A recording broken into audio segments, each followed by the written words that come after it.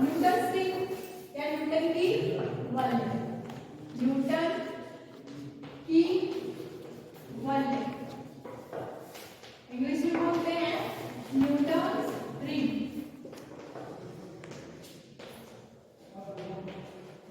ठीक है, इसमें अपन ने देखा था अगर कोई भी एक अपन समतल ले लिए और उसके ऊपर क्या रखें, लेंस रखें, तो उसके बीच में जो फिल्म बनती है उसी को क्या बोलते हैं, फानाकार फिल्म बोलते हैं।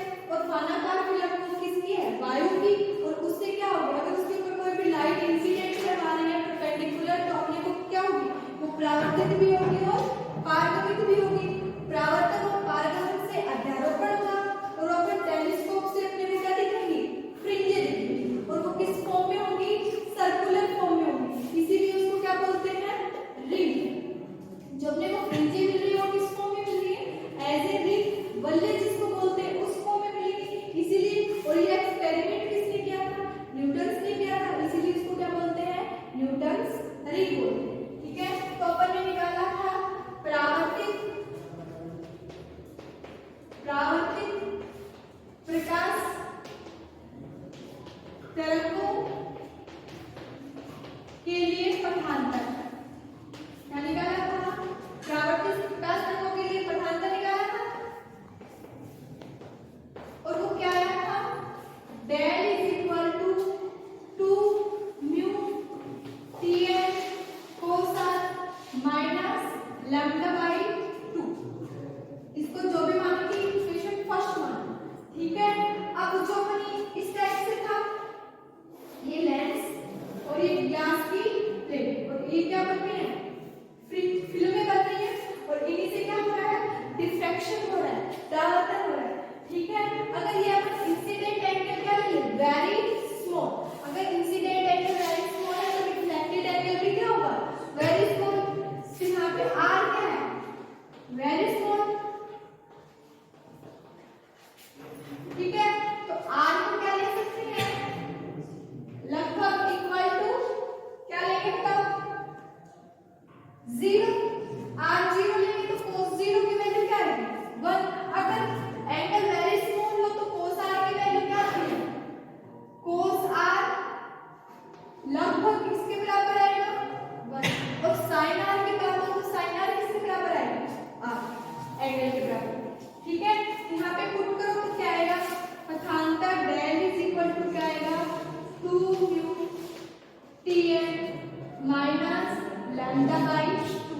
म्यू क्या है, इसके बीच में जो मीडियम है उसका रिफ्रैक्टिव इंडेक्स।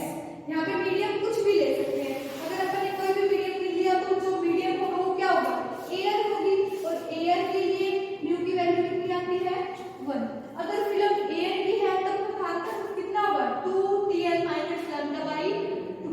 Tn क्या है, विड्थ ऑफ दैट फिल्म, और ये फिल्म की विड्थ क्या होती जा रही है, चेंज हो रही है, क्योंकि फिल्म इन दोनों के बीच में इस टाइप से बनती है, यहाँ पे जो बनेगी यहाँ पे बनेगी, उनकी सबकी विड्थ क्या होती जा रही है, चेंज होती जा रही है, इसीलिए यहाँ पे मैंने क्या लिखा है, T।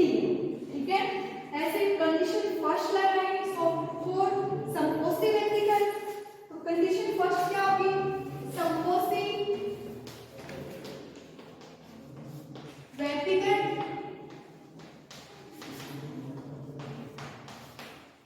संपोषी व्यतिकरण के लिए पथांतर कितना होता है, डेल इज इक्वल टू क्या आता है, एन लैम्डा। संपोषी व्यतिकरण के लिए पथांतर कितना होना चाहिए, del is equal to n lambda. यहाँ पे पुट कर लो, ये क्या आ जाएगा, 2 mu Tn minus lambda by 2 equal to क्या आएगा, एन लैम्डा।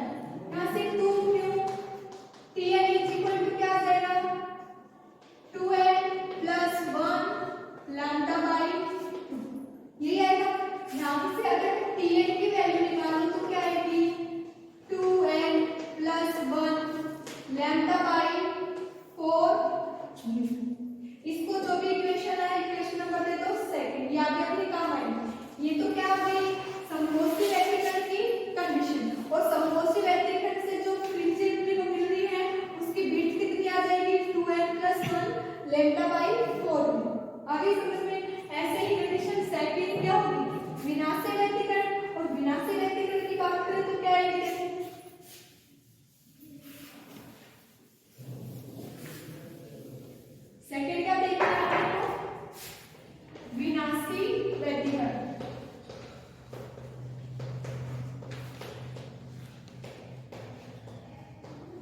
डिस्ट्रक्टिव इंटरफेरेंस, और डिस्ट्रक्टिव इंटरफेरेंस के लिए पथांतर की बात करें तो कितना आता है 2n माइनस 1 लैम्डा बाई 2 या 2n प्लस 1 लैम्डा बाई, ठीक है। और वैसे पथांतर कितना है 2 mu tn minus lambda by 2 equal to क्या आ जाएगा 2n माइनस 1 लैम्डा बाई 2। तो यहाँ से अगर इसको सोल्व करेंगे तो क्या आ रहा है 2 mu tn is equal to n lambda, ठीक है। यहाँ से अगर tn की वैल्यू निकालें तो ये क्या आ जाएगी tn लैम्डा को 2 न्यू, इसको दे देते हैं इक्वेशन नंबर 3। ये क्या है इक्वेशन 2 किसको डिफाइन कर रही है ब्राइट फ्रिंज की विड्थ को, चौड़ाई किसको डिफाइन कर रही है ब्राइट फ्रिंज के लिए, और ये किसके लिए डिफाइन कर रही है डार्क फ्रिंज के लिए, काली फ्रिंज के लिए, इनका यूज करेंगे, ठीक है। तो ये क्या आ गया समकोष्ठी व्यक्तीकरण और ये क्या आ गया विनाशी व्यक्तीकरण, ठीक है। अब नेक्स्ट है अगर आपको फ्रिंज चौड़ाई ज्ञात करनी हो तो अपन किसका यूज करेंगे, किस टाइप से अगर फ्रिंज की क्या कर सकते हैं चौड़ाई ज्ञात कर सकते हैं। तो सबसे पहले अपन इसके लिए कंडीशन निकालेंगे और फिर देखेंगे दीप्त फ्रिंज के लिए चौड़ाई क्या होती है और अदीप्त फ्रिंज के लिए चौड़ाई क्या होती है, ठीक है। देखो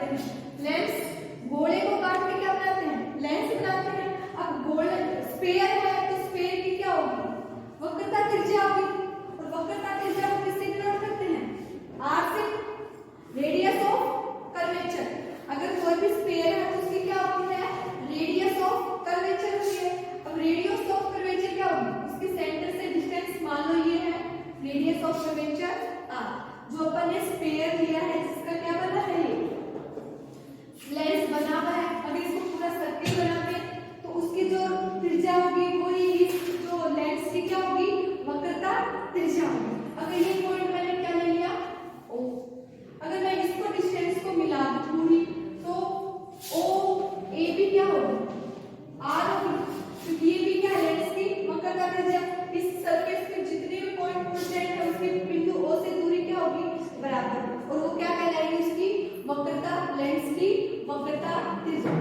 जिस स्फीयर की त्रिज्या अगर अपन ले रहे हैं काम में ले रहे हैं जो स्फीयर उसकी त्रिज्या ही इस लेंस की क्या कहलाएगी वक्रता त्रिज्या। और इस सेंटर को क्या बोलते हैं वक्रता केंद्र, जिसको मैंने O मान लिया या इसको मान सकते हैं C। एक ही बात है, अगर मैं इसको C मान रही हूं तो क्या बन जाएगा CA is equal to R, या और इस पॉइंट को मैं अगर कोई पॉइंट ले रही हूं मान लो ये क्या है B, तो CB भी क्या है वो भी वक्रता त्रिज्या, वो भी कितनी है R, ठीक है। अगर मैं ये CE ये पॉइंट अपन ने क्या माना है E, अगर मैं CE की वैल्यू निकालना चाहूं तो क्या आएगी CE की वैल्यू क्या आएगी AC माइनस AE। AC कितनी है R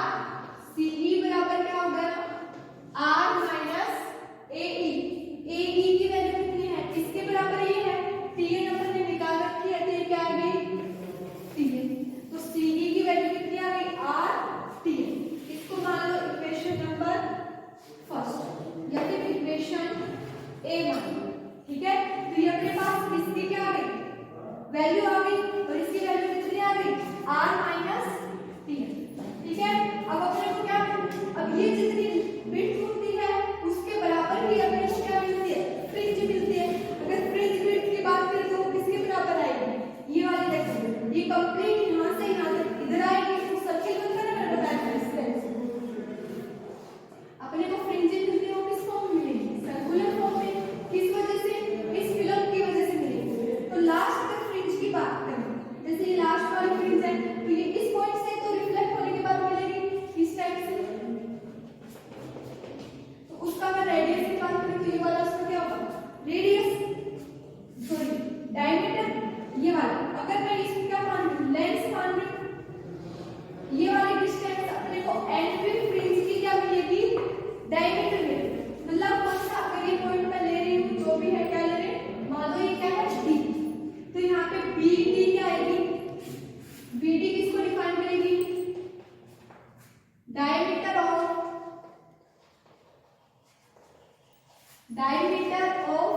nth फ्रिंज।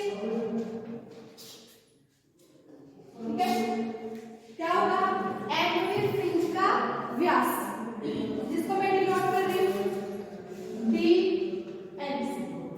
अब अपने को वो डायमीटर ही निकालना है।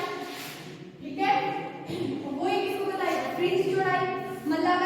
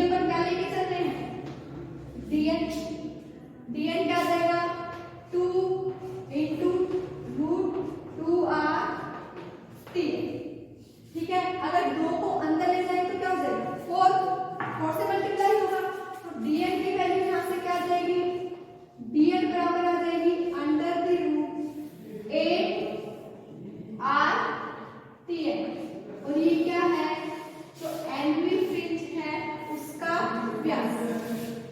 इसको दे दो इक्वेशन नंबर कैपिटल ए, ठीक है।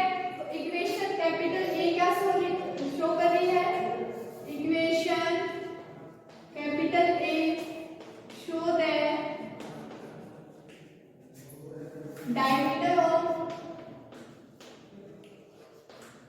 diameter of an fringe, ठीक है। और अगर अपन इसके रेडियस की बात करें, त्रिज्या की बात करें, एनवी फ्रिंज की त्रिज्या की बात करें तो वो कितनी होगी, Rn वो कितनी आ जाएगी, √2RTn, क्योंकि Rn क्या होता है, व्यास का आधा, तो dn अपॉन 2 करेंगे तो क्या है, Rn क्या है, √2RTn। ये क्या है, radius of nth fringe, nth fringe की क्या है, त्रिज्या है, ठीक है। इसमें टाइम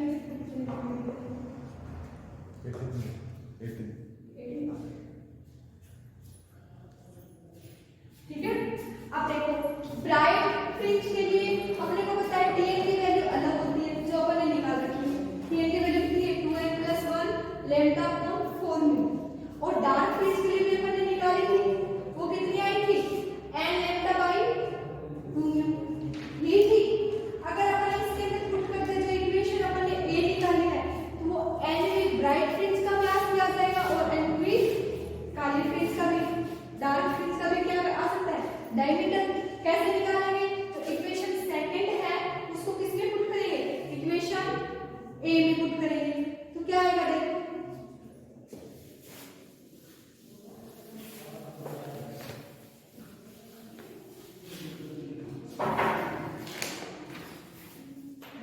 एनवी चमकीली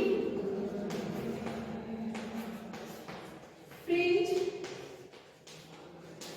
का व्यास,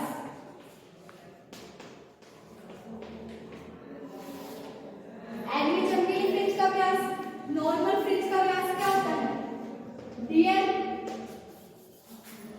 बराबर क्या होगा, ARTn, ठीक है। अब अपने को Tn निकालनी है वैल्यू, तो क्या होगी, एन चमकीली फिल्म या फ्रिंज की, या फिल्म लिख लो, फिल्म की चौड़ाई, और वो कितनी है, इक्वेशन सेकंड से बाय इक्वेशन सेकंड कितनी है, Tn = 2n + 1 लैम्डा 4 म्यू। ये इसके अंदर पुट कर देंगे तो n ब्राइट फ्रिंज का क्या होगा, डायमीटर कितना आ जाएगा, √8R और Tn की जगह रखना है 2n + 1 लैम्डा 4 म्यू। यहाँ से कैंसिल हो जाएगा, तो Dn की वैल्यू क्या आ जाएगी, ये आ जाएगी 2R lambda upon mu into 2n + 1। ये क्या है, एनवी चमकीली फ्रिंज का व्यास, ठीक है। ये क्या है इक्वेशन, ये शो कर रहा है एनवी चमकीली फ्रिंज का व्यास। ऐसे ही अपन क्या निकाल सकते हैं, एनवी काली फ्रिंज का व्यास,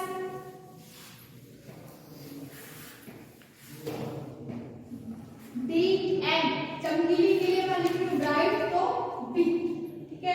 ऐसे ही सिमिलरली क्या निकाल सकते हैं, डार्क फ्रिंज के लिए तो D डार्क